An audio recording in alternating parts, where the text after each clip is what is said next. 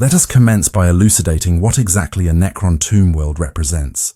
This planet, as ordained 60 million years ago by the silent king Szarekh, submerged into slumber alongside millions and occasionally even billions of Necrons.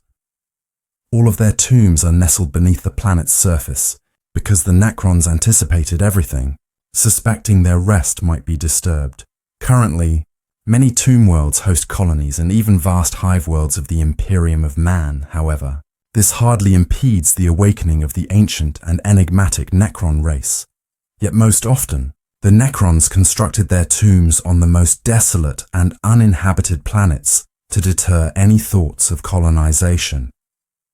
Various Xenos, and of course, the Adeptus Mechanicus are constantly in search of Necron tomb worlds, dispatching specialized expeditions, but the majority simply do not return for evident reasons.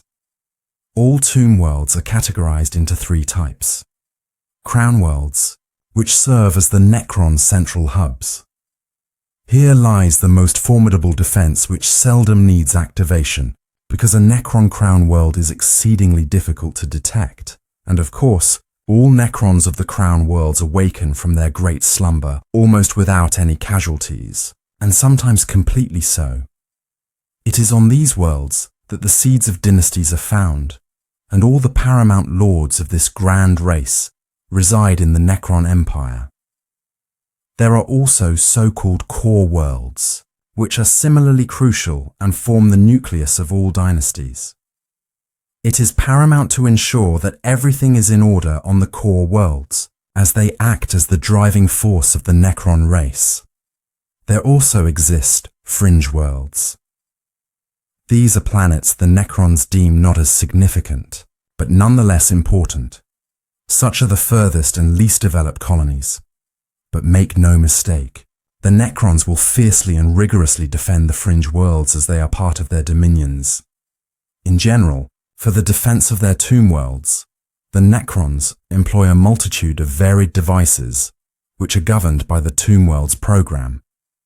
However, particularly interesting is the Null Field Matrices, which was developed during the time of the War in Heaven.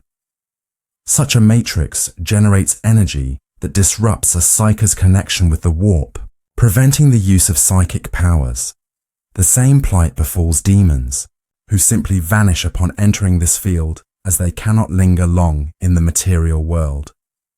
Furthermore, null field matrices are highly effective against the Tyranids, disrupting their synaptic link and contact with the hive mind.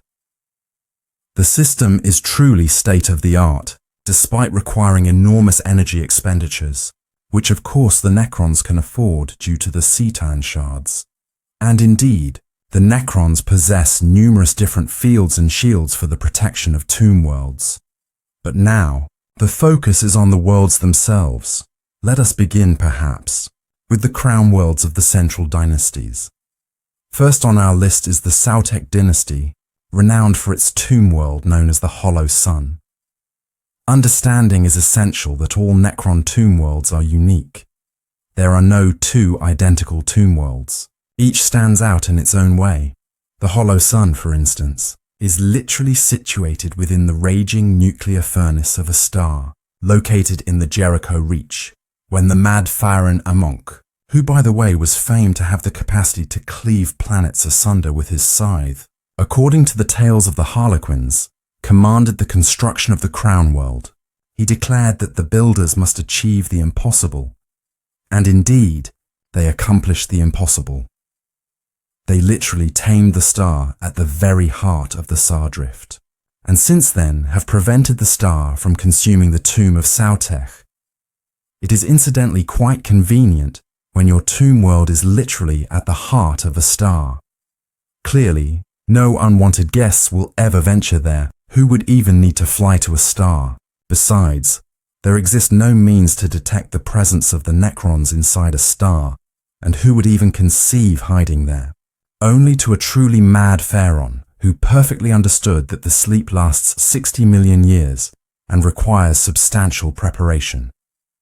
Because almost everyone loathed Amonk, having slain so many of the Old One's minions, obliterating races entirely, he could well expect vengeance from one of them.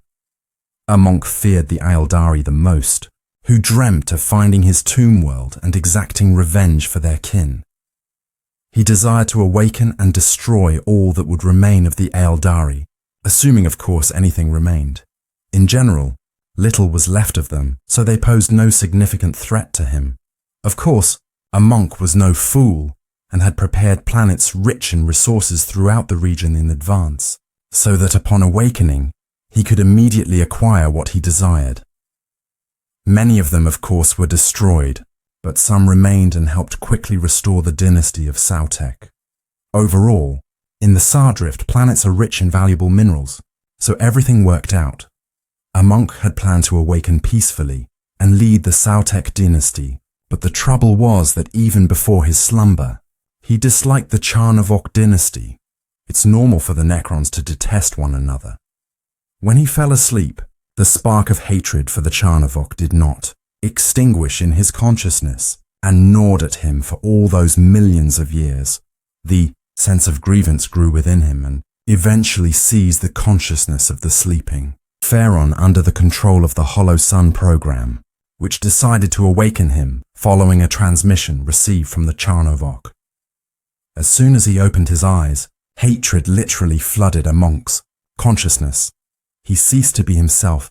The only thing that remained in his mind was the purest essence of animosity towards his fraternal dynasty. Amonk awoke not in his right mind and sent a counter-signal for the destruction of the Crown World's control program, causing many Necrons to become mindless automatons. If it were not for the new regent, Ahotep, who awoke in his tomb and realized the dynasty was in decline, I think Szarekh would not exist today.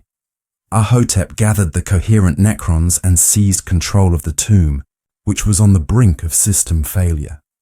Now he is known as Pharaon of the Szarekh dynasty, albeit lacking the command protocols still entrenched within the mind of Pharaon Amonk. The foremost objective of Ahotep is to extract these protocols and make Szarekh a great dynasty once again. Particularly aiding him in this endeavor is the Cryptek Ozan, the codifier, who has been engaged in the search for a method to extract the protocols from the Pharaon's head for many years. By the way, Ozan has his own plans. He is not especially fond of Ahotep and dreams of resurrecting Pharaon Amonk under the moniker of the Crimson Scythe, meaning Amonk, of course, and Pharaon Amonk is still alive and asleep, holding on to the protocols and no way to wake up. He now faces two possibilities: to die or to voluntarily surrender them, a choice a Pharaon typically never make. In any case, the Hollow Sun is gradually coming to life. Local scarabs are repairing the stasis crypts, slowly restoring everything to order. Most importantly, there are genuinely many Necrons in the tomb, and they could cause a commotion in the Jericho. Reach in Amonk's head are hidden not only the command protocols but also the secret of the Hollow Sun's creation and a plethora of other mysteries, extending far beyond the Jericho reach. Ozan, the codifier, once had a vision in which he saw something truly immense and powerful, a weapon planet far larger than the Hollow Sun. Now it remains to be found. Nevertheless, the Tomb World is still considered a true Necron artifact and a marvel of engineering. Rumors abound that the star itself was specifically created to house the Tomb World, after which the Necrons simply drilled a hole through its raging ocean of fire and constructed their sanctuary there. It is also said that the necropolis could have been built elsewhere and then transported inside the star. None of those who built the Hollow Sun have awakened yet, so there's no one even to ask at this point. The art of creating such tomb worlds is considered lost. The Szarekh dynasty necropolis itself is the size of a huge city, filled with myriad mysterious machines, occupying much of its space. They are needed to protect the Crown World from the star's energy. The old, dusty halls of the tomb are covered with machine components capable of altering reality. Millions of Canoptek scarabs continuously patrol the crypts, tirelessly ensuring that there is not the slightest hint of malfunction in the system. The Hollow Sun has many notable locations. One of these is the pyramidal tomb of Pharaon Amonk, as well as a gigantic crescent-shaped hall made of living metal, located at the heart of the tomb. It can accommodate hundreds of thousands of Necron warriors, and at its core stand the enormous dolmen gates, through which the Szarekh dynasty dispatches its armies to all new territories. The dolmen gates in the hollow sun are indispensable. Without them, there's no escaping the star. You do remember that the dolmen gates are a Citan development, conceived by the Necrons to traverse the galaxy through the webway. Through the dolmen gates of Szarekh, only a modest number of Necrons have thus far passed, yet these entities do not idle and continue to augment their ranks. Speaking of the Charnavoch, whom a monk greatly feared and despised during the Great Sleep, their tombs suffered significantly and were ravaged by the fleets of the Tyranids, the behemoth in particular. Presently, the Charnavoch still exist, but they are merely shards of their former dynasty. In essence, these entities have found themselves embroiled in a conflict between the Tyranids and the Imperium. Nonetheless, their tomb worlds remain, albeit few, scattered across various locals, yet they persist. The dynasty itself is closely linked with Szarekh. The main world of the Charnavoch currently is Biotransference, situated within the Ultima Segmentum. Second on our list would be the Szarekh dynasty, whose domains are located on the eastern fringes of space, encompassing a territory of 80 tomb worlds, with the crown world of Mandragora. The Necrons of this dynasty are distinguished by being one of the mightiest Necron dynasties. Hence, their tomb worlds were practically unscathed through the Great Sleep. The stasis crypts of the dynasty were filled to the brim with the most elite Necron warriors who had survived the war in heaven and planned to take the galaxy under their control.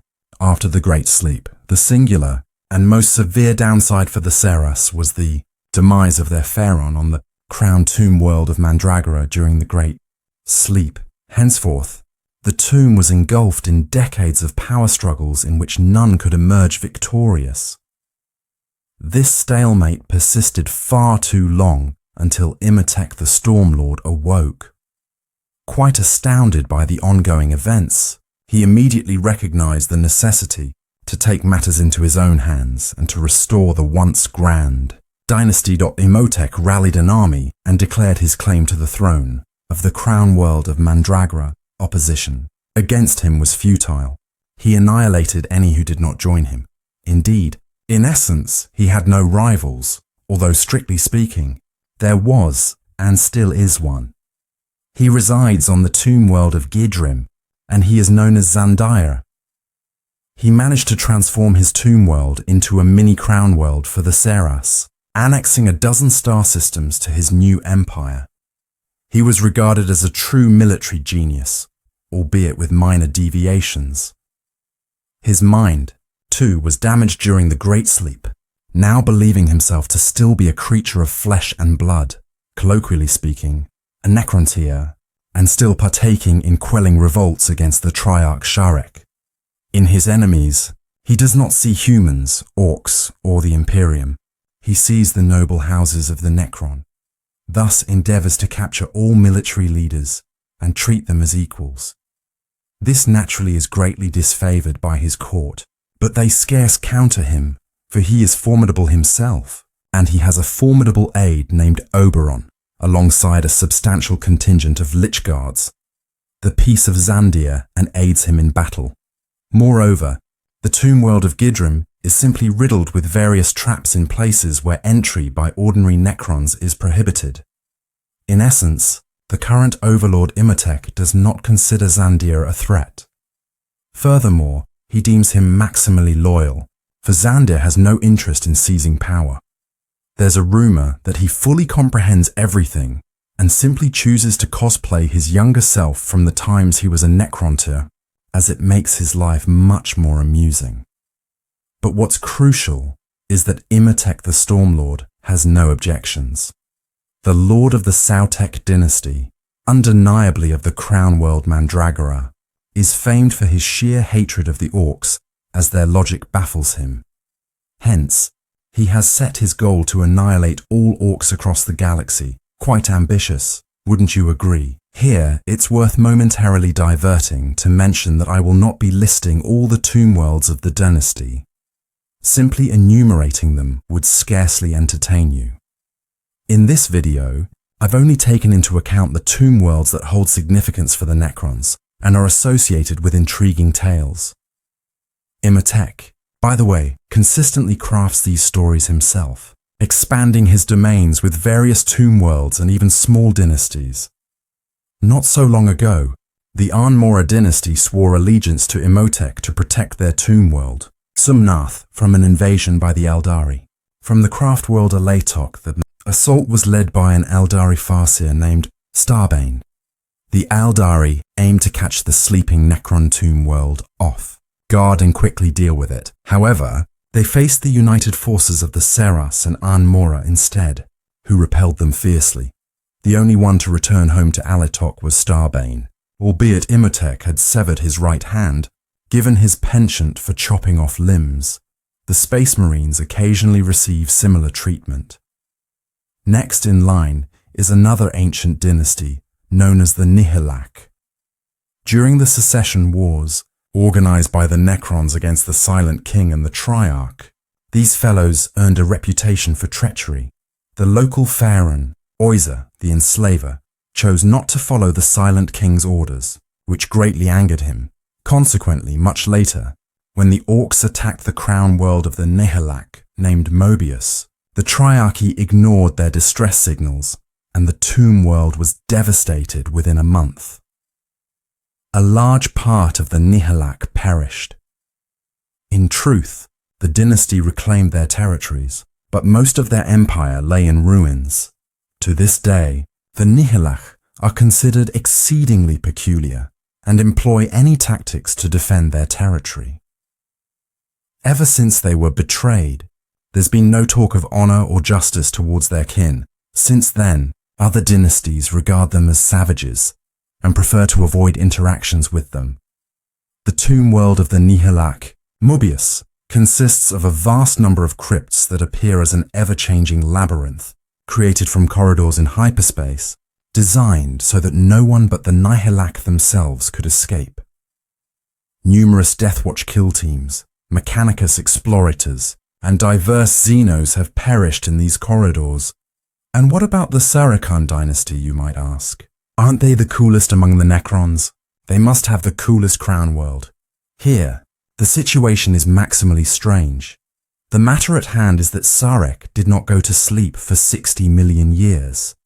Instead, he embarked upon a vast warship named the Song of Oblivion, which was the size of a large city of the Imperium, and flew into space to explore the nature of power.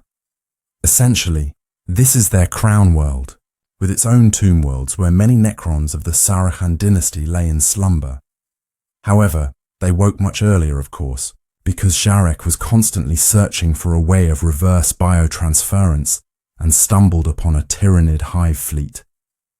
Startled by the level of threat, he immediately awakened them all. In general, there are enough Szarekh tomb worlds in the galaxy, but many of them suffered greatly during the Great Sleep, because the Eldari made them their primary target. After Sarekh's return, and the moment when the Necrons realized they no longer adhered to the command protocols, many dynasties rebelled against Szarekh, blaming him for their fate. Overall, the Szarekh dynasty is renowned for its adept use of the Blackstone. They can create various devices and weapons from it. Many warriors of the Szarekh possess Blackstone technology for protection against Psykers and the Warp. Moreover, it is believed that the Szarekh dynasty possesses the finest bodies amongst all Necrons. I propose we speak of the Maynarch, known for their particular cynicism and cruelty in slaughtering enemies on the battlefield, making them highly esteemed by the Silent King. He knew that he would one day use them against the Citan, the servants of the Old Ones, and even those who simply decided to rebel against the Triarch. Interestingly, despite Szarekh's trust, other dynasties openly displayed their discontent with the Maynarch dynasty, calling them utterly uncivilized. They even wanted to annihilate them, which of course is very difficult, because the Maynarch strictly punished everyone. When it came time to fight the Citan, the Maynarch took on the task thoroughly, quite literally destroying Landugor the Flayer. They did not even shatter him into shards. He was erased from the universe, cursing the Maynarch lastly with the Flayer virus, which turns scraps into frenzied flesh and blood hunters, who fashion cloaks from the skins of their victims. It is said, even the high ranks of the Maynarch dynasty are susceptible to the Flayer virus, and soon there might be none left who are sane. The Flayer virus, incidentally, is also infectious and passes from one Necron to another. Naturally, healthy Necrons go to great lengths to avoid the infected. They embark on pilgrimages to their tomb world of Drak, known as the Bone Kingdom. Of course, this is no coincidence. Drak is located on the northeastern edge of the galaxy, in a place known as the Ghoul Stars. There are so many vile creatures there. It's frightful to imagine. But specifically, Drak is a real citadel of rotten flesh, meat and bone shards, where the flayed ones constantly bring their grisly haul to satiate their metallic bodies. The tomb world is ruled by a certain Vargard, known as the Fallen Lord, seated upon a throne of fractured bones and flayed skin. He rules his realm, gazing out with his sole functioning eye. The most intriguing aspect is that Vargard is not infected with the Flayer virus, yet he manages to run all related operations. Most likely, he simply enjoys fueling the bloodlust of his followers. Thus, mountains of the flayed ones literally rot everywhere within his domain. At this moment, he takes great pleasure in dispatching fleets of flayed ones from Drak to nearby worlds, where he harvests a formidable bounty for his kingdom. He desires neither weapons, wealth, nor slaves, only flesh and blood. As mentioned, the intention was to eliminate the Maynarch dynasty by their own brethren. To be specific, it was the Seras and Arnmora dynasties that refused to tolerate such impurities within their ranks. However, Szarekh was not foolish and exerted considerable effort to ensure the Maynarch dynasty survived the Great Sleep. He aided in uncovering their worlds on the fringes of the galaxy and spared no expense in waking the dynasty, anew, strong and responsive to his call. Notably, the Flayer curse began to manifest among the Maynarch even before the Great Sleep, and the dynasty's ruling class quickly realized that the Great Sleep would not aid them. It would only delay their inevitable destruction within the silence of stasis crypts. Therefore, the leading Maynarch ordered the development of the most nightmarish weapons possible, such as tomb stalkers and acanthe, after which they entered their slumber. Szarekh was not mistaken. The sleep of the Maynarch dynasty was relatively calm and secure. This was largely because the crown worlds of the Maynarch were located in secluded places that failed to attract Xenos interest. Nevertheless, Szarekh allocated a contingent of the Triarch Praetorians to protect the sleep of the Maynarch dynasty, who, when necessary, would awaken the Necrons and deploy them into battle. The secret tomb worlds of the Maynarch were awakened at the moment Szarekh had designated. They emerged from their sleep after the ancient Caracal binary star went supernova. The sun's fiery death obliterated the Caracal system, void of Necrons but abundant in reminders of the Citan. Like Dolmen Gates, Szarekh understood that destroying the Dolmen Gates would trigger a surge of unusually powerful energy, which would instantly be directed into the warp. This occurred in the year 990 of the 41st millennium. The energy from it was directed into the warp, extinguishing all warp storms and turbulences in the Orpheus sector, simultaneously killing thousands of astropaths aboard spacecraft which were navigating local routes at that time. The ships, by the way, were also destroyed.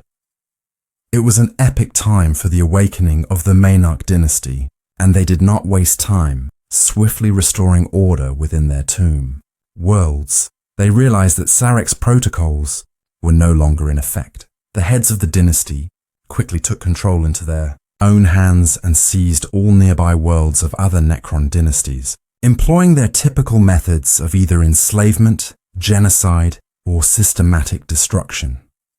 They have prepared such a fate not only for their closest kin, but also for all the worlds in the Orpheus sector, where as of this moment, a very great number of planets of the Imperium are located. The most distanced by the dynasty after the Maynarch, of course, are the Novok. They are feared by the Maynarch themselves in places, for they annihilate millions of living and non-living organisms without any mercy, slicing through them as a knife through butter. They do not stop even when their bodies are completely covered in the flesh and blood of their enemies, which overall is reflected in their color scheme. The Novok dynasty had been weird even before biotransference. Back then, they killed their enemies and smeared their faces and hands with their blood. Since then, they specialized in close combat and the utilization of hordes of Lich Guard and members of the Destroyer cult in the fray. The crown world of the Novok dynasty is the tomb world of Dol 6. Their second base serves as the tomb world of Draven. The symbol of the dynasty contains a reference to the Sixth Conquest, wars waged by the founders of the great dynasties. Currently, the Novok industrially slaughter orcs and once even stumbled upon Mortarion and the Death Guard, who infected them with a disease affecting living metal. This epidemic struck many of the Novok tomb worlds, but could not destroy the dynasty. Indeed, who could destroy them? However, we have a documented fact that Nurgle infects the Necrons. Now the Novok dynasty are occupied with killing Tyranids. Next up, we have the Nihilach dynasty, the very one where Pharaoh Caspek commands, a traditionalist and conservative to the bone, who overall have great relations with the Szarekh and the Triarch, as well as with the stances of the Necron which the race practiced even before the war in heaven. Above all, the Nihilach love to hoard various treasures that they have taken from civilizations erased from history, rather than industrially, like the Trazyn. It is said they have so much different wealth in their vaults that there is more than all other dynasties combined. Hence, the Necrons of the Nihilach dynasty are so proud and lofty and will do everything to protect their treasures. For a long time, the dynasty adhered to a policy of isolationism, not particularly getting involved in any severe battles, focusing only on protecting their treasures. But if someone did attack them, they were brutal with them. The Nihilach do not rest until they have completely eradicated all traces of the aggressor down to the root. The crown world of the Nihilach tomb world, of course, also exists. It is called Geddon, and there is a big problem with it.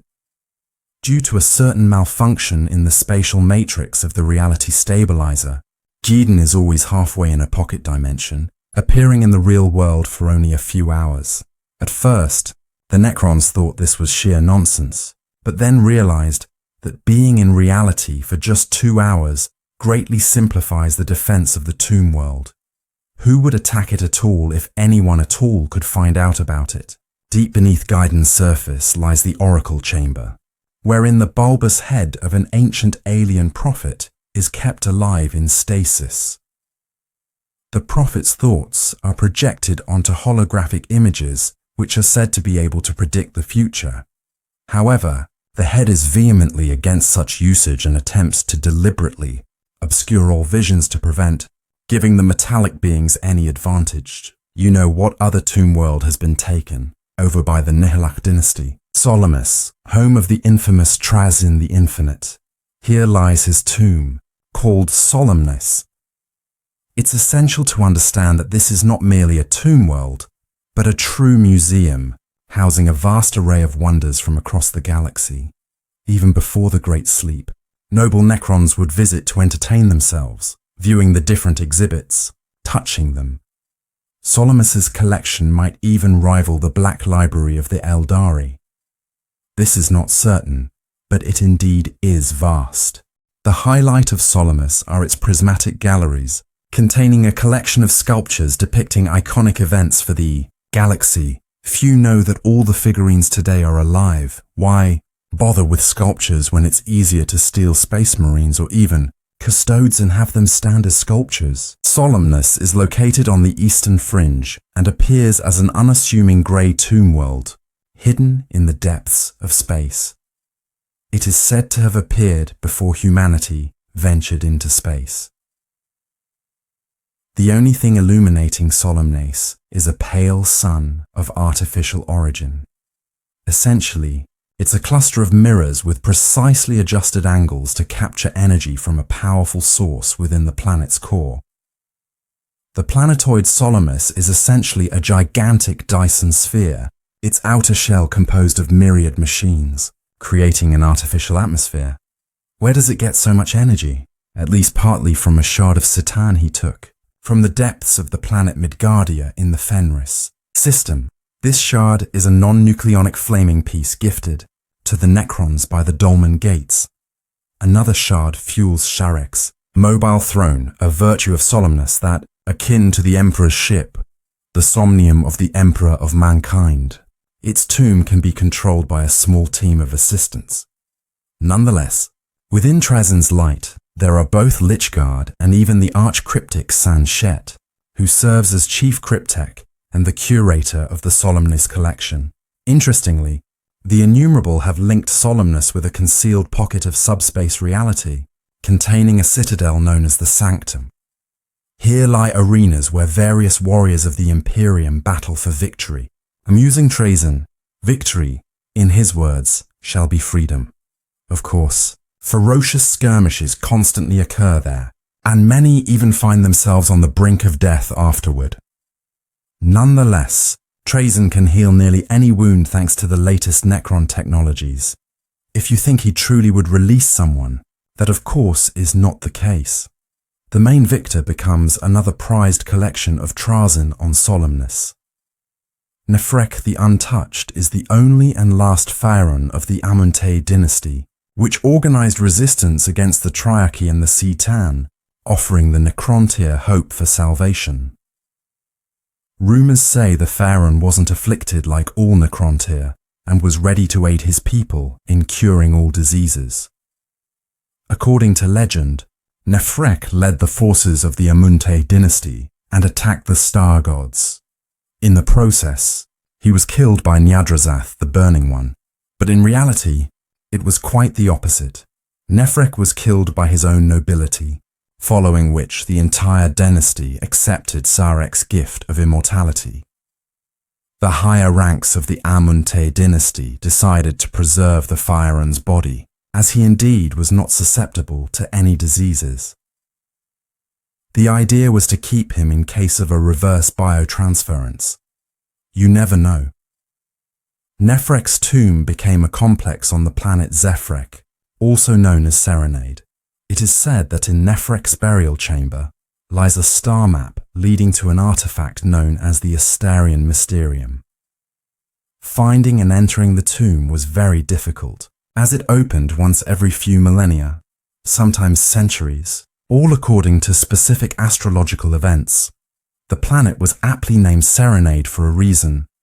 The fact is, the tomb constantly transmitted the same sequence of numbers, 3211, 1545, 4131, 5322, and this negatively affected all life forms on the planet. It was because of Serenade that the collaboration between Trazin and Orikan the Diviner began, each of whom wanted to uncover the secrets held within the vault. All this is amusing, also because Necrek was captured by a shard of the deceiving Citan, which pretended that Necrek was immune to the diseases of the Necrontyr. This shard was eventually imprisoned deep within Serenade. Since the deceiver could still control Necrons, it fortified the legend about Necrek and manipulated Trazin and Orikan to free it. The twist of this deceiving shard was that it was as powerful as 6 shards, a rare feat indeed. It all ended with the clash of 2 Necrons against the deceiver, during which Orikan, thanks to Trazin, transformed into a being of pure energy and defeated the Citan. What remained was taken by Trazin into his collection, and now he constantly pesters him with questions. The Amuntei dynasty, incidentally, was destroyed during the Great Sleep. A solar flare of unimaginable force devastated the crown world of the Amuntei, known as and destroyed all the slumbering Necrons.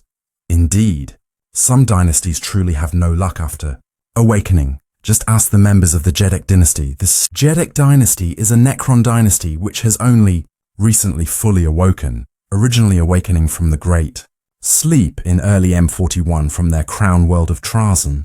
The Necrons of the Szarekh dynasty were unable to shake off their hibernation-induced disorientation for nearly 5 centuries, and this made them vulnerable to an assault by a nearby forge world of the Imperium.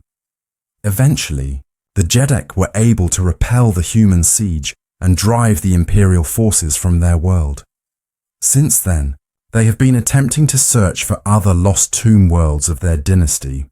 Thus far, they have been unable to make contact with any, as the missing Szarekh worlds were engulfed and destroyed by a warp storm thousands of years ago. Next, we have the crown world of Mazars from the Thok dynasty, who survived the Great Sleep while preserving a significant portion of their mind's data blocks. This is truly astonishing, but the regular warriors from Thok are not mere puppets. They can think and speak. As for other Necrons, it's best left unsaid. The dynasty's lords are very intelligent and serve as excellent support for Szarekh, who has only recently returned. The crown world of the Thok, Mazars, is simply splendid. It is made up of gold-covered ziggurats and obelisks, inlaid with precious stones. Within them lie terrible machines capable of subjugating an entire sector at the command of the Silent King. Moreover, the Thok possess one of the largest fleets among the Necrons. The central worlds of the dynasty are located in the Hierarchy Deeps, a region in the Segmentum Pacificus filled with void rifts that emit significant radiation. The local crypts decided to utilize this to their advantage, now adding it to the weaponry of the dynasty's warriors. They themselves emit a ghastly glow, bestowing upon their enemies radiant emanations. Necrons are immune, but living beings are not. The Szarekh dynasty is an extremely wealthy one, its worlds rich in the precious metals used to construct its legions. The location of the dynasty's territory, close to the galactic core in Ultima Segmentum, also grants it access to rich energy reserves, enhancing the strength of its armies. At the center of the dynasty's glyph are 3 rings, symbolizing the triple star of their crown world, Aran. Once Aran was a typical hive world of the Imperium, but in the year 1829 of the 41st millennium, it was seized by the Necrons of the Altimor dynasty, led by Overlord Veth. These beings slaughtered countless humans and desecrated the sacred artifacts of the world of Aran, which belonged to the Szarekh. Awoken from their slumber, a mad Pharaon of the Szarekh named Szarekh was utterly stunned, gathered an army, and with frenzied fury struck down the Altimor dynasty. Why Szarekh was mad, 60 million years also had not passed him by without effect. Upon awakening, he demanded the crypts create for him a skin made of metagold, capable of transforming into pure light through complex alchemical processes.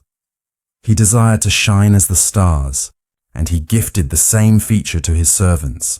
Since then, Szarekh has considered himself a god who has gained material form. Interestingly, such an oddity as a Necron made of pure light caught the attention of Magnus the Red and his 1,000 sons. So, you might ask if this metagold was for vanity. No. All Szarekh dynasty Necrons can activate the metagold for their purposes and move across the earth at great speed, teleport, and phase through solid matter. The properties of metagold are not fully understood, and even the Szarekh crypts do not know how to make such a state permanent. Nonetheless, the metagold works. Of course, the Szarekh attempted to thwart the Imperium, specifically the chapter of the Dark Angels, led by Chief Librarian named Denium. But all descendants of the Lion took severe hits, and having lost almost their entire army, they retreated to their base. Now, regarding the Empire of the Sarwan, whose crown world is Sarkon, the thing is, the Necrons too are fond of artificial intelligence. In every tomb world, there is what's known as a program that watches over the Necrons' foundation, protects them, and awakens them when necessary. The Tomb Worlds program is based on artificial intelligence, which sometimes also instigates a rebellion. On the tomb of Szarekh, everything transpired in the following manner.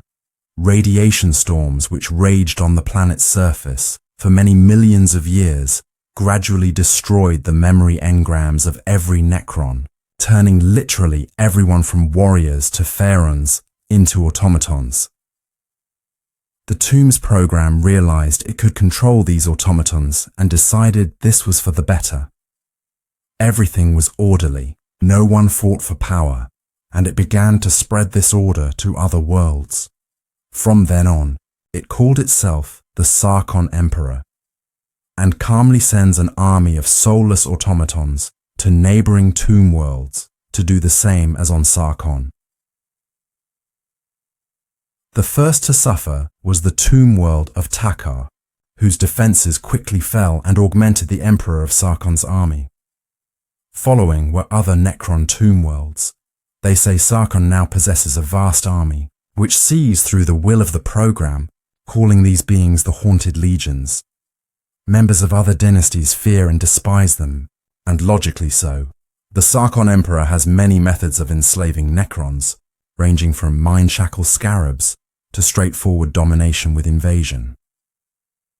The Necrons possess the tomb world of Xantor, the entirety of whose nobility is fixated on the concepts of reverse biotransference and the search for new bodies for the Necrons. They find their living metal bodies displeasing.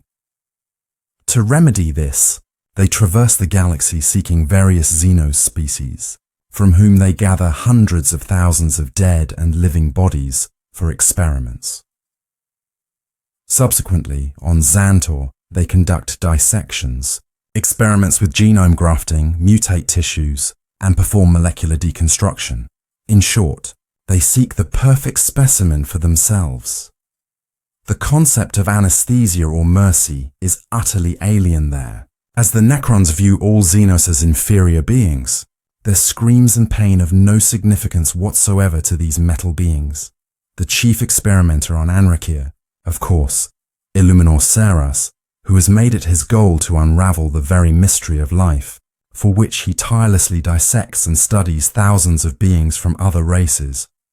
Naturally, he shall never unveil the secrets of life, but that does not deter him from attempting, especially since his experiments yield a plethora of devices useful to the Necrons.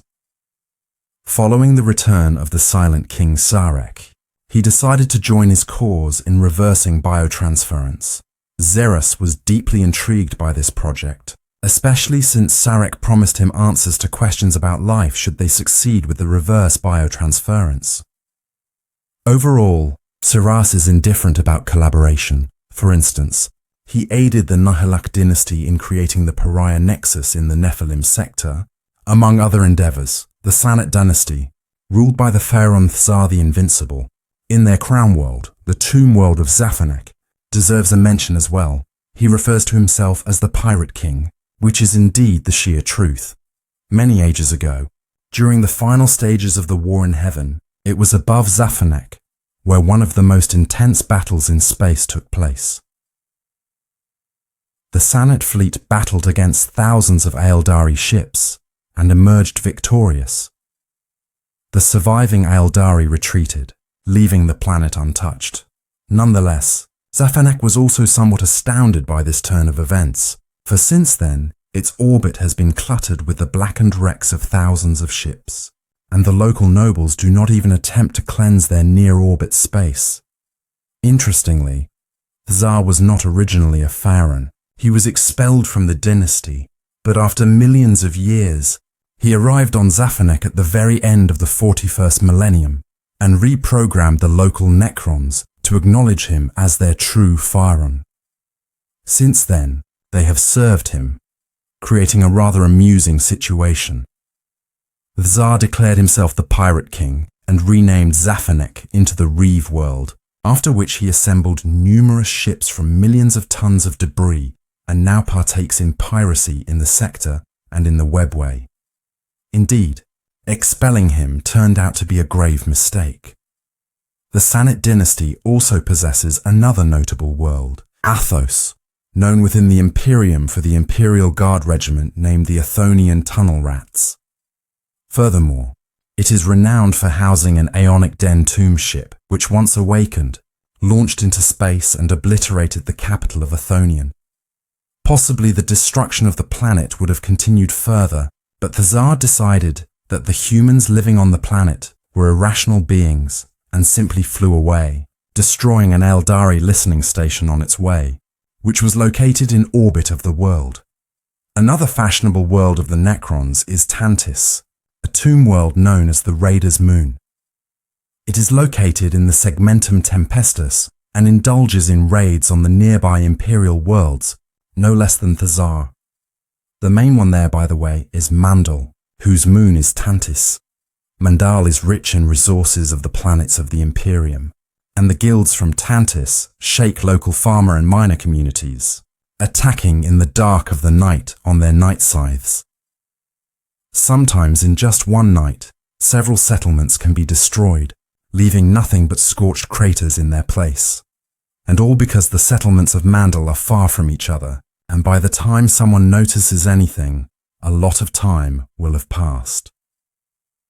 When the locals realized that they were being attacked at night, the settlement started to fear the onset of twilight and organized a curfew. But this does not prevent the Necrons from cutting everyone down to the last. Interestingly, Tantis was never a central tomb world. It was a transit point for transferring and storing resources. But after awakening from the Great Sleep, the tomb world became autonomous, so its vaults bulge with plundered loot. Yet the Necrons of Tantis continue their raids because the plan must be exceeded. Every dynasty has its own twist. Some have a head predicting the future. Some have plans for reverse biotransportation. But the dynasties of Oreskar are somewhat different. They possess a truly ultimate weapon, known as the Celestial Orrery.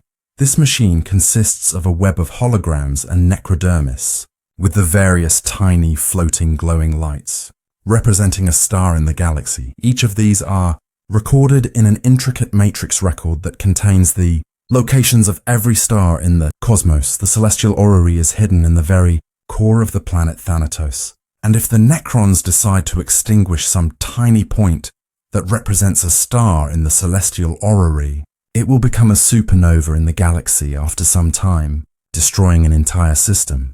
The catch is, if they explode stars like that, it would destroy the fundamental laws of the universe, probably obliterating the entire galaxy in the process.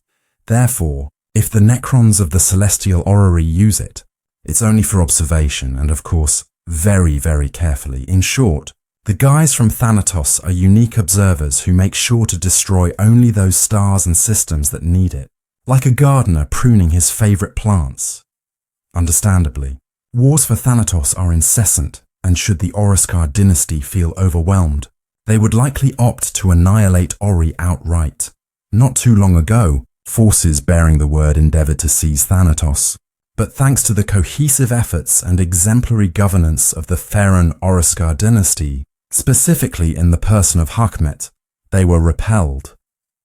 Thanatos was able to withstand the siege for an extended period, until the arrival of Trazyn, who deceived everyone by blackmailing the conclave of celestial guardians. He requested the opportunity to utilize the Celestial Orrery to ascertain why a bell within his collection had tolled. It was discovered that this phenomenon was linked to Cadia, which was on the brink of collapse. The subsequent events are, as you know, well documented. The conclave of celestial guardians, incidentally, consists of a group of 25 Necron cryptechs from the Oreskar dynasty, assigned to protect and safeguard the Celestial Orrery. Mention must also be made of the stasis docks on the tomb world of Sidon. It is from here that for thousands of years prior to the war in the heavens, ships laden with Necron colonists were routinely dispatched, aiming to seize and colonize ever new stars, propelled by slowly igniting fuel. Every 33 weeks, a colossal stasis vessel would depart from Sidon's shipyards, directing the immortal legions toward distant planets. As you are likely aware, Belisarius Cawl now possesses the secret of the Blackstone pylons, and he is incredibly eager to amass more Blackstone for himself, deposits of which are often found on Necron Tomb Worlds. Take for instance, Amon II, a dry Imperial Forge world, distantly reminiscent of Mars. Cawl discovered it post the unveiling of the Great Rift. What piqued his interest? Having sent an Adeptus Mechanicus expedition to the world, the Gun Eyes, led by Magos Dominus Dentrix Alaster, were trying to figure out how much rock there was and where it came from. It was revealed that the Black Stone was part of ancient Necron ruins, and of course, beneath it laid a tomb, marking a dire tale for the defenders of Amon II. While Alaster busied himself with samples of Blackstone for Cawl, the Mechanicus ships prepared to obliterate all Necron structures from orbit, which in the end they achieved. It seemed as though the Adeptus Mechanicus had triumphed superficially, but then Amon IV became vulnerable to warp invasions. As soon as the Blackstone structures were destroyed, a brightly coloured warp rift appeared in the sky. Gradually expanding in size, it happens that tomb worlds are captured by demons, as with the Aleph dynasty and their crown world of Kethos. They awoke at the beginning of the 40th millennium to find their planet under the rule of the demon prince Boilgor. In truth, Kethos was initially colonized by the Imperium, but Boilgor invaded the planet, slaughtered all its inhabitants, and transformed the world into a lifeless orb. Subsequently, the Necrons of the Aleph dynasty awoke, and a fierce battle amongst them commenced. Most interestingly, the Necrons understood what was transpiring there only upon reaching an immense hollow sphere within the planet, where lay the lair of Boilgor. The demons from the Aleph dynasty annihilated the Necrons, after which their remnants were submerged in metallic skulls within the planet's cold core. As Khorne is indifferent to the skulls offered to him, Boilgor still rules over Kethos, if it can at all be called rule. Another dynasty that rose against the Biotransference and the decisions of the Triarch was the Kitanu dynasty. Upon learning that Szarekh decided upon such a desperate measure, the dynasty openly rebelled against the Triarchy. The only one who did not oppose Szarekh was the Prince Rakan, who received the title of Pharaon of the dynasty for turning against his kin. He commanded the Necron forces that overcame the Kitanu and dragged them into the Biotransference chambers. The tragedy lies in the fact that after the Biotransference, all Kitanu were used as expendable material and cannon fodder, leading Rakan to join Szarekh in the destruction of the C'tan. Distressed by such treatment towards his brethren, almost all rulers of Kitanu were destroyed in the war in heaven, and their warriors and immortals were reprogrammed and taken into other dynasties. The only survivor was Pharaon Rakan, who resolved to avenge all C'tan at all costs and imprison every shard to ensure they never rose again, aiming to destroy them if possible. The Necrokar dynasty is presumably known to you thanks to the tomb world of Bores, which the Imperium named the World Engine. In fact, Bores was a massive mobile mechanism of the Necrons from the Naris dynasty. Bores was first discovered in the Vada sector in the year 926 of the 41st millennium. The World Engine, a Necron weapon, was a planet-sized spaceship armed with Gauss projectors capable of scouring planets of all life. The World Engine was attacked by a task force composed of elements from 15 Space Marine chapters, plus elements from the Imperial Navy. Even the starship's mightiest weapons could not harm it. Drop pods and torpedoes could not penetrate its void shields, and it was impossible to lock onto it with teleport beams. The Imperial Task Force tried 12 times to overwhelm it through sheer valor and firepower, and was rewarded with a string of destroyed and crippled ships and millions of casualties. The World Engine destroyed a third of an Imperial Navy battle fleet before Arcus Amrad, the chapter master of the Astral Knights, decided to ram the World Engine with his battle barge, Tempestuous. In the Orpheus sector, there is a dynasty that calls itself Valak. The Imperium encountered it on the planet Hydragast, which is essentially crucial for human survival in the Orpheus sector. Now, humans do not live there. There are numerous agro-complexes that constantly harvest resources from the boundless oceans of Hydragast and feed many distant worlds with them. On Hydragast, there are essentially only fortified outposts which do not even communicate with each other due to strong storms. It is precisely on Hydragast, in the depths of the ocean, that the stasis tombs and the Valak dynasty were hidden. An excellent place to hide. Not the center of a star, of course, but underwater, one can become invisible. In short, at some point, the Necrons woke up and struck a cruel blow to the Imperium right during a powerful storm. The hallmark of the Valak is the high degree of corrosion of the living metal under the influence of the environment, which does not affect their combat effectiveness in any way. They merely become tinted with rusty colors, but in reality, they do not suffer from this at all. Add to this the fact that they are also a friendly of the Maynarch dynasty, and everything immediately falls into place. At the far end of the galactic south, beyond the borders of the Segmentum Tempestus, rules the Erotpi dynasty. They have quite a few tomb worlds there, and they do not intend to stop expanding their dominions. Most of all, these guys dislike the Eldari for obvious reasons. In 898 M41, legions of the Erotpi marched upon the Eldari maiden world of Sinethia. The Necrons fought their way through an alliance of craft-world Eldari and Harlequins to plunder an ancient gem from the heart of Sinethia's world spirit, before vanishing into the void. In 912 M41, a shard of the Void Dragon escaped from its imprisonment, laying waste to the Erotpi dynasty in its mindless rage. Though only a faint shadow of a true Citan, the Void Dragon gored itself on a dozen worlds, expending its fury upon the living before the Erotpi cryptex could finally force it back into its cage. A special place for Necrons is, of course, Jericho Reach. There are enough tombs there in which something happens. Take the same. Relas. It's an imperial mining world located in the Aralis cluster in the Jericho Reach. These guys welcomed the Achilles Crusade with open arms. Return us to the Imperium forthwith, they petitioned. Having renewed their oaths to the God Emperor, they were prepared to support the crusade with both manpower and resources. Yet their efforts came to naught. The Imperial command perceived them as a threat. More precisely, the intervention came from Lord Commander Sectoris Agrave.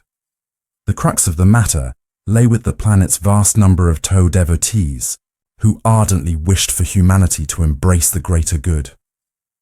The Toe, for their part, did not waste time either. Initially, Agrave imposed sanctions against the planet, but the situation culminated in a complete quarantine. The Lord sealed off the spaceports, halting all trade within the system. For many years, Relas remained under siege, descending into chaos. Once mighty mining cities turned to ruins, and some merely rusted and rotted away, a fact that concerned the Lord not in the slightest. He deemed all inhabitants of Relas xenophobes, paying them no heed as he sought to strengthen the Toe's influence in the nearby region. However, upon hearing that Relas had risen in rebellion, he immediately turned his attention towards it. In the ensuing confrontation, which to be fair was quite fierce, several cities of Relas were submerged. Among them was the principal city of Helmar. When the local survivors decided to descend into one of the submerged cities, they discovered something far more ominous than the Toe. It turned out that the city had fallen into underwater, caves and tunnels filled with dormant, machines of unknown origin. Most of the expedition, sent to explore the depths, failed to return. Naturally, this attracted the attention of Inquisitor Ho, who gathered his retinue and set out for Relas to investigate the happenings.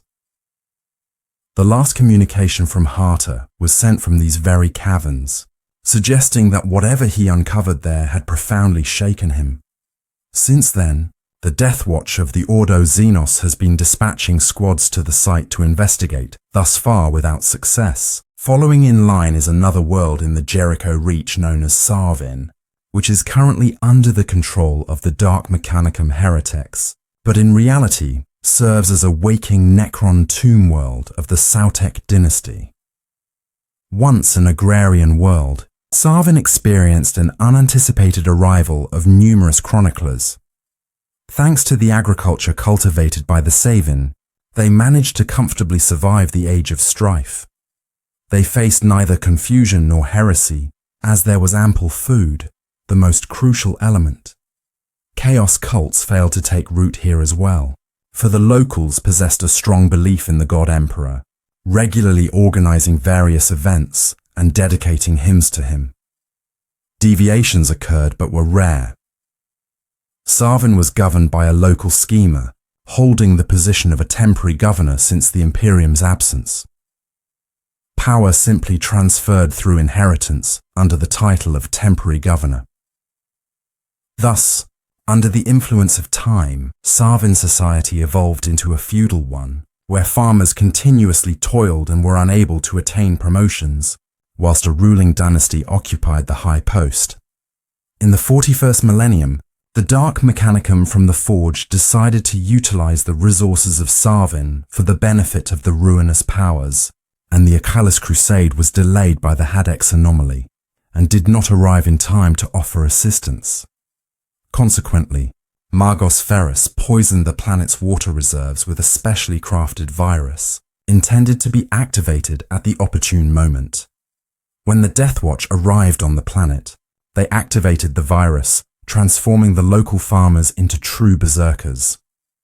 Initially, they suspected that slavers were to blame, but later the Ordo Hereticus took it upon themselves to address the problem, striking the planet with cyclonic torpedoes. The Exterminatus completely annihilated all loyalists on the planet and decimated all production capabilities. The agricultural fields were the first to suffer. Do you think the Dark Mechanicum abandoned their attempts to seize Sarvin? They doubled their efforts, for in addition to the planetary produce, there were traces of Xenos presence. The Dark Mechanicum believed these to be remnants of an ancient civilization, potentially brimming with technology treasures. However, upon exploration, they stumbled upon a vast complex of caves with inscribed walls. As they descended deeper towards the planet's core, they encountered intricate security systems and technologies that eluded their comprehension. For years, they attempted to disable the traps and eventually discovered a complex containing thousands of Necron warriors. The Dark Mechanicum was astounded. Such ancient weaponry. They decided to study the Necron language and attempt to conquer the complex, intending to use it against the Loyalists. However, their attempt awakened the tomb world of Sarvin. Thousands of scarabs descended upon the Dark Mechanicum and their servants, swiftly tearing them apart. Thus was awakened the tomb world of the Szarekh dynasty, which immediately signaled the crown world. The Necrons are now slowly preparing to retaliate against the Dark Forge for the Dark Mechanicum transgression into their realm. The planet itself had long ceased to be a blooming paradise, its atmosphere polluted with ash and toxins, with hardly any light reaching the world's surface. The atmosphere contains very little oxygen, making respirators a necessity for survival. The weather on Sarvin is dreadful, with constant fronts of hot and cold air occasionally sweeping across the planet, causing severe storms that continue to raise debris into the atmosphere. Without any biological processes, the restoration of the world's atmosphere and soil could take millions of Tyrannic years. Though a daunting task, the Imperium has no need for it. The Necrons, indifferent to atmospheric conditions and weather, find the current situation rather favorable, as they do not breathe air. In the Jericho Reach lies a world named Scapula. The Adeptus Mechanicus on this planet produced a multitude of medicines, as well as conducting medical experiments. Myriad myths surround this planet. For instance, that its Magos biologists are the most talented of all, famed for their ability to reanimate dead tissue. Such research indeed took place, primarily aimed at extending the life of governors, but there are also legends that experiments were conducted on humans. Many aristocrats from nearby world sought to arrange passage to Scapula, where they hoped to prolong their lives as much as possible. There were even those who arrived on the planet literally minutes before death, only to be brought back to life there. Of course, no one has any confirmation of this. Well, who would tell you about such things, especially in the Imperium, right? In short, the folks from Scapula dedicated their time to developing life-saving technologies. The experiments constantly required new patients. If they didn't come on their own, then the Mechanicus experimented on convicts and servitors. At some point, a struggle for power began on Scapula between the tech priests. Some left Scapula and went elsewhere to apply their talents, while those who remained began to fight for power. Underhanded intrigue, deceit, and even murder became commonplace on the planet. The locals started to delve into all sorts of forbidden activities. Aside from the Mechanicus, the planet was inhabited by many barbarians, who at some point seized power in Scapula. All this Scapula hustle and bustle continued until the year 724 of the 41st millennium, when the Death Watcher's observatory station recorded a series of earthquakes, after which a 4-kilometer-wide chasm formed in the ground. An even larger object soared out of this chasm, but by that time it was too late for the Imperium and the Mechanicus. To be precise, it was a huge metallic structure covered in green glowing symbols and golden schematics. Thus, the ancient Necron tomb was awakened, after which the robots engaged in battle with the locals and the Toe, who had also taken an interest in the planet. Ever since then, they have been warring with each other there, but understandably, not all the Necrons have awakened. It seems that Necrons pose a problem only for the Imperium or the Aeldari and Tyranids, but of course that's not the case. Necrons are a problem for everyone, including the Orcs. For example, the tomb world of Fordis, considered in the Imperium as an uninhabited ghost world, turned out to be a haven for a vast number of Necrons who began to awaken in the 41st. Millennium, Warboss, Skullcrack of the Orcs, learned that the planet was hiding some powerful weapon and decided to take possession of it, sending his Wah there. But he found nothing but sand, and of course legions of Necron warriors, emerging from the local bloody red saline seas. Water streamed from their bodies as they marched towards the Orcs, who initially stared dumbfounded, taking the fire of Gauss guns with their mushroom bodies, but then pulled themselves together and, swinging their choppers, charged to kill the Iron Aliens. But no matter how fiercely the Warboss and his fighters chopped the robots, severed arms dragged themselves through the sand back to their bodies, groping in the sand for heads and other limbs. The regeneration of the Necrons was fully displayed in all its glory. To delay the inevitable assembly of the robots, Skullcrack began to dismantle them into smaller parts, so they would take longer to assemble. Then the tide began to rise, and the Necron components were carried away by the water, hindering their regeneration. Bolstered by victory, Skullcrack instructed his boys to follow him, and he ran along the beach, finishing off the Necrons retreating into the water. But then he spotted a colossal monolith which emitted a beam that turned the Warboss into a smouldering pile of ash. This entire battle turned out to be merely a test by several Necron nobles, who were checking their weaponry. Thus ended the saga of Skullcrack, for encroaching upon the Necron Tomb Worlds is hardly a wise idea. You must understand that there is still a vast number of Necron Tomb Worlds, and only a small fraction of them have awakened. Each of these worlds possesses its unique traits, and one could speak at length about them. Should all the Necrons awaken simultaneously, it would pose a grave problem for all the intelligent races of the galaxy. Luckily, this occurs gradually. However, as the analysts of the Imperium say, no world can rest easy, for the likelihood that Necrons lie dormant beneath you is immensely high.